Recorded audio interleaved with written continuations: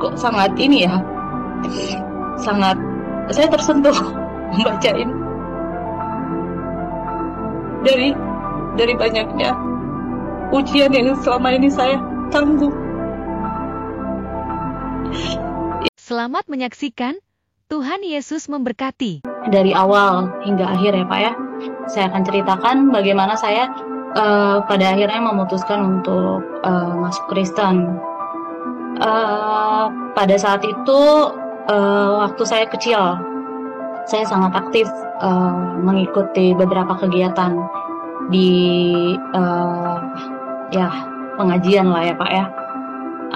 Tapi pada saat itu karena saya masih kecil, tiba-tiba saya mimpi itu di tempat ibadah. Saya ngeliat jam begitu besar. Terus dalam mimpi saya tiba-tiba ada yang berbicara dari jam itu, bilang kalau saya mau masuk neraka, katanya gitu. Padahal kan pada saat itu posisi saya mau mengikuti lomba besoknya. Oke, saya abaikan, tapi sampai saat ini saya masih ingat sama mimpi itu. Lanjut, ketika di tahun 2009 saya kehilangan ayah saya.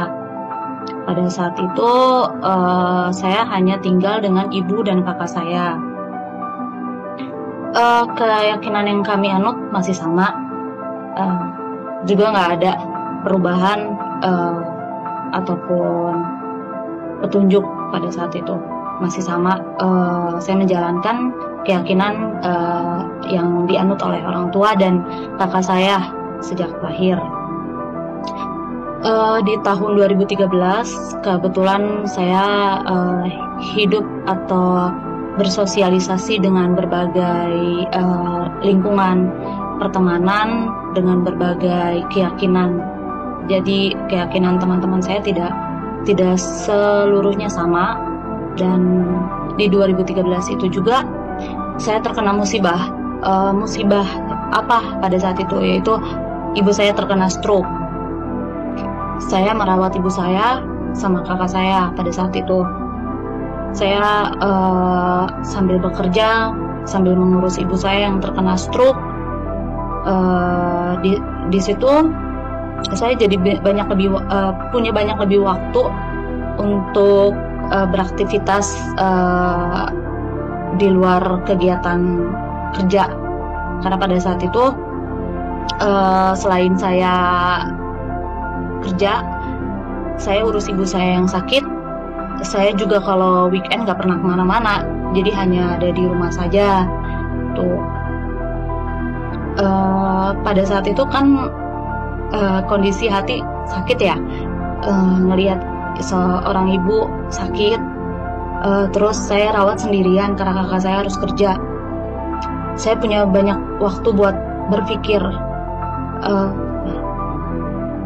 bukan berpikir ya, merenungkan segala nasib. Kok rasanya saya diuji segitu dalam ya Tuhan. Setelah kehilangan ayah, saya harus melihat ibu saya yang sakit, terkena stroke.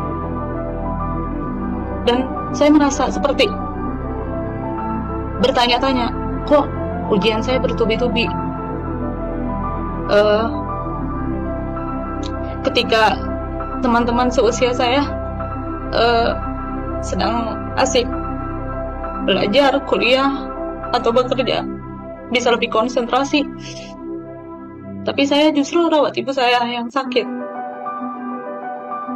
Saya weekend juga nggak bisa main kemana-mana, cuma bisa di rumah rawat ibu saya yang sakit. Terus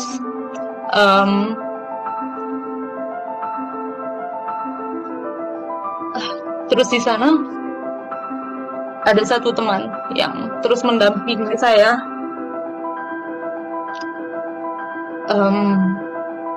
Jadi pada saat itu karena kondisi tidak memungkinkan untuk saya bekerja, saya sempat berhenti kerja, urus mama saya selama 3 bulan sampai betul-betul pulih, bisa makan sendiri.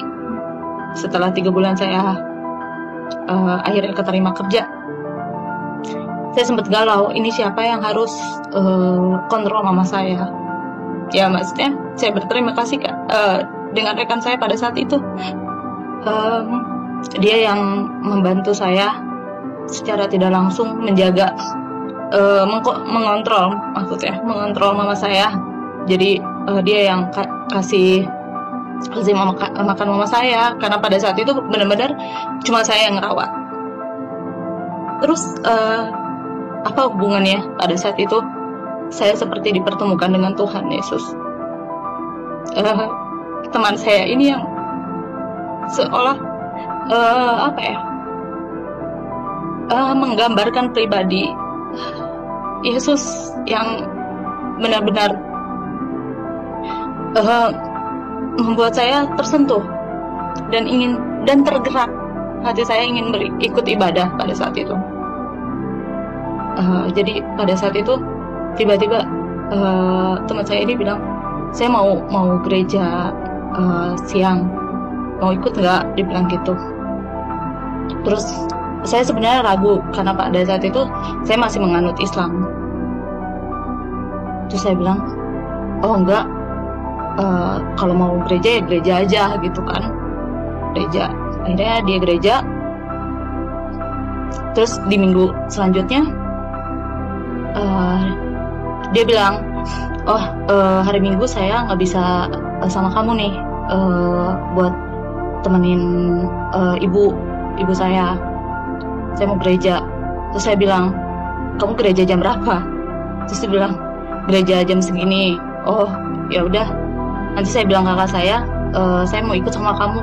Terus teman saya kaget kan, mau ikut gereja?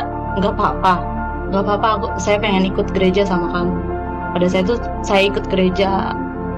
Saya juga banyak mendengarkan firman Tuhan melalui Pak Pendeta di gereja teman saya itu.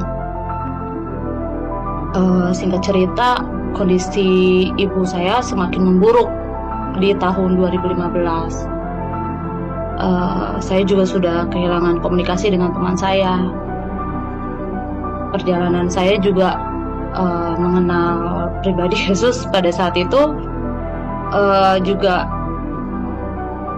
terputus. Saya tidak banyak mengikuti aktivitas gereja.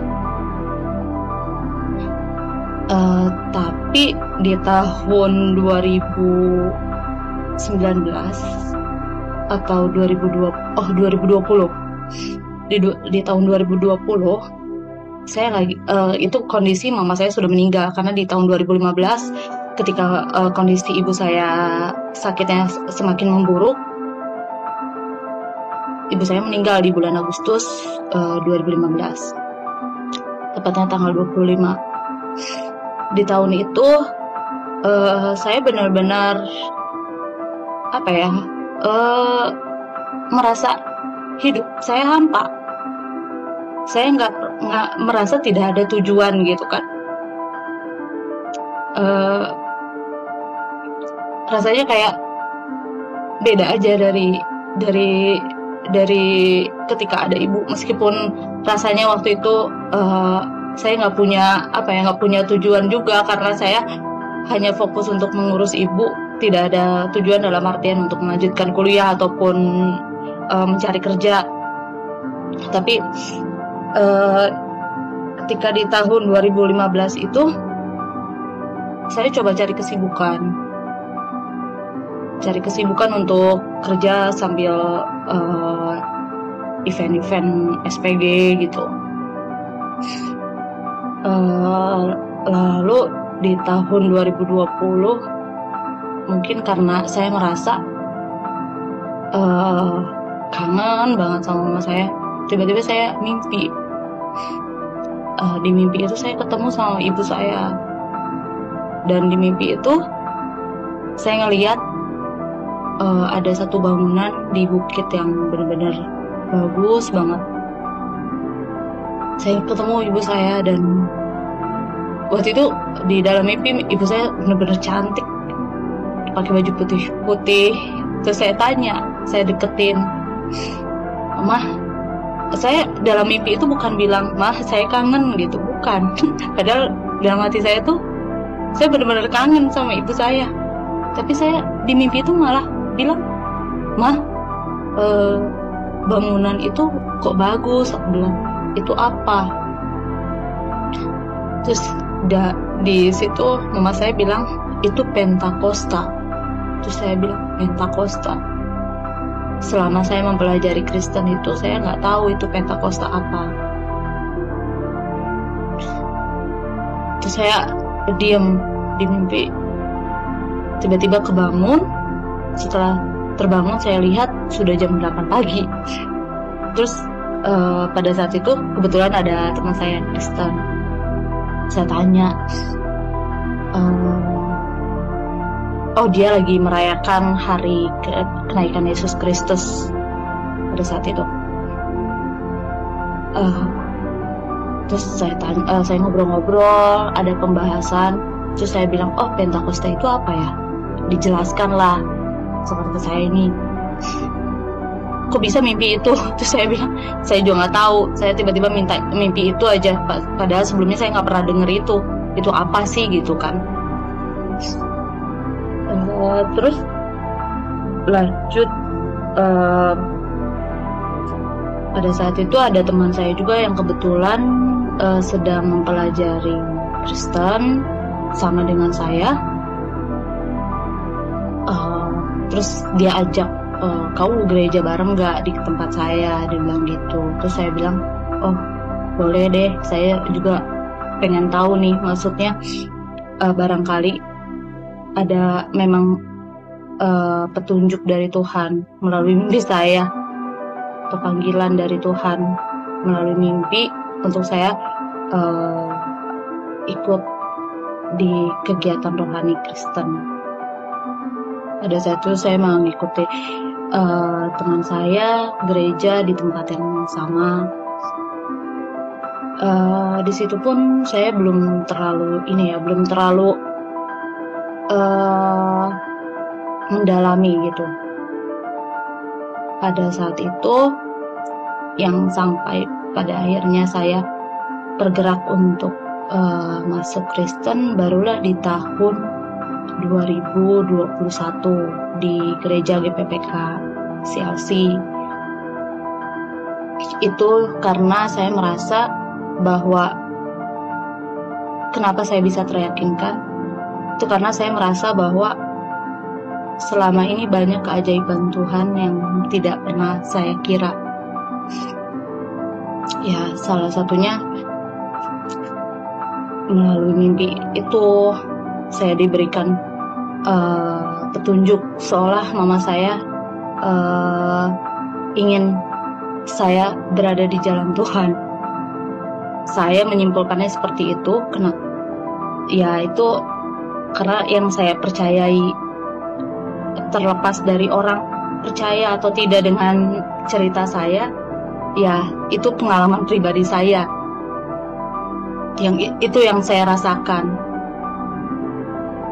Kenapa saya bilang bahwa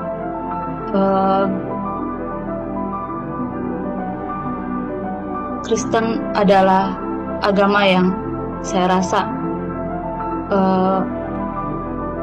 baik buat saya, karena saya banyak melalui cobaan, ujian, dan selalu dipertemukan dengan teman-teman yang baik dengan saya, itu melalui ajaran Yesus Kristus.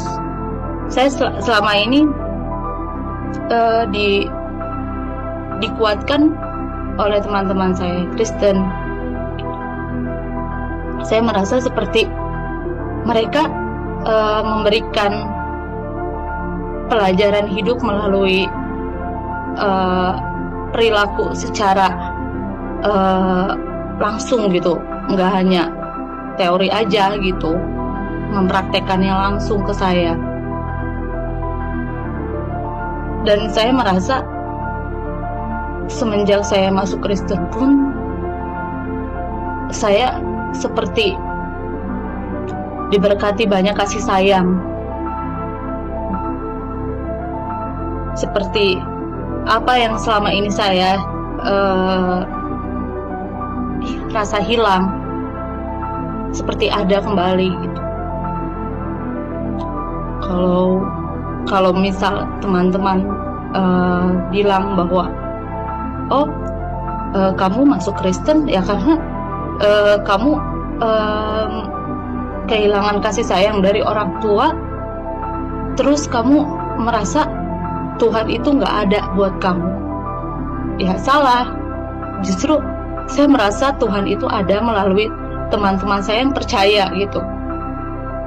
Saya merasa selama ini diberkati banyak hal itu karena selalu diingatkan oleh teman-teman saya yang percaya gitu. Kalau misal teman-teman saya yang kemarin bilang atau yang merasa bahwa pilihan saya salah, kenapa ketika saya pada saat itu kehilangan, tidak ada yang mencoba mendekatkan diri ke saya untuk sekedar mengingatkan. Malah justru orang yang percaya yang justru mengingatkan saya sampai membuat saya juga ikut percaya. Ya mungkin pesan dari saya juga untuk teman-teman melalui video ini, saya bukan selama ini saya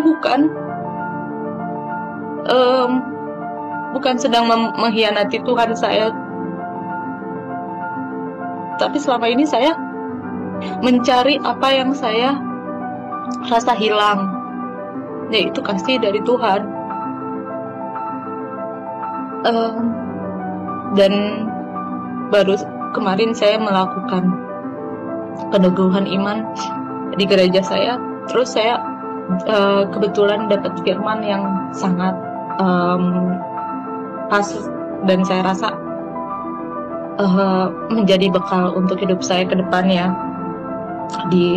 Itu Filipi 4 ayat 13. Segala perkara dapat ku tanggung di dalam Dia yang memberi kekuatan kepadaku.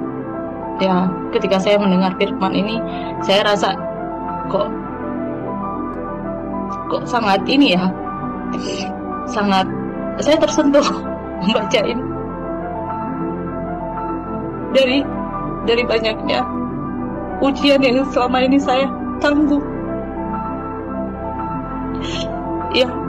yang selama ini ada itu hanya Tuhan gitu. Dan saya juga terima kasih kepada teman saya yang pada saat itu ada untuk saya, mengingatkan saya untuk percaya bahwa saya nggak sendirian. Pada saat saya merawat ibu saya nggak sendirian, saya bersama Tuhan. Dan pada saat saya kehilangan ibu dan keluarga yang saya sayang, saya percaya bahwa Tuhan yang ada pada saat itu.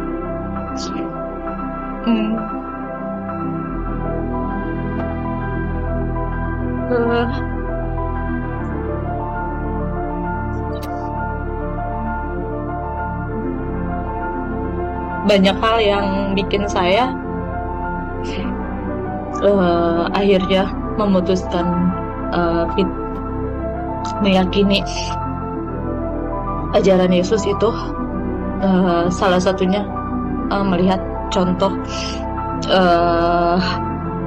dari perilaku keluarga yang menganut keyakinan Kristen. Saya merasakan kasih Tuhan itu ya lebih banyak melalui contoh berperilaku mereka gitu. Saya tidak menutupi hal tersebut karena memang itu salah satu yang menjadi faktor utama selain dari faktor-faktor lainnya. Jadi mungkin untuk teman-teman saya yang kemarin sudah membantu saya dalam artian ada pada saat saya kondisi sulit untuk merawat ibu saya berterima kasih karena melalui teman-teman saya itu eh, saya akhirnya bisa melalui banyak ujian eh, tanpa merasa putus asa. Karena kalau bisa dibilang, saya dulu merasa eh, sudah sudah tidak percaya dengan adanya Tuhan, karena saking eh, tidak ada yang mendampinginya pada saat itu, tidak ada yang mencoba mendekatkan diri pada saya gitu pada saat itu, untuk sekedar menguatkan atau mengingatkan gitu hal-hal baik.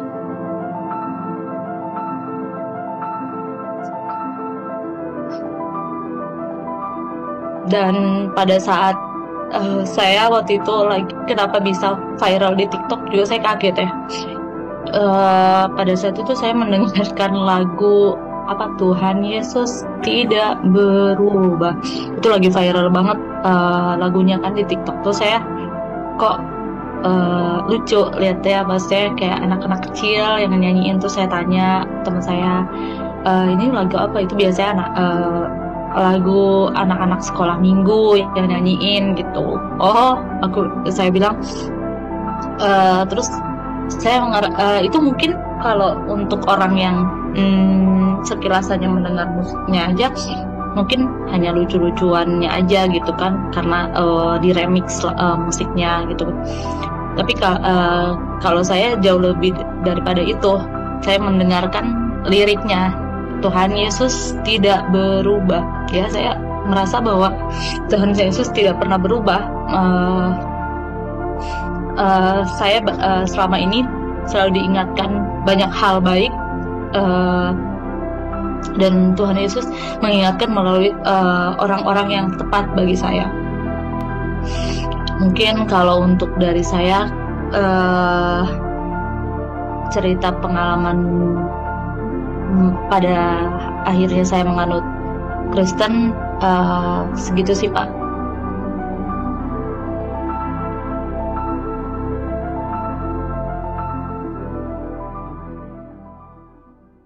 Terima kasih sudah menyaksikan. Tuhan Yesus memberkati.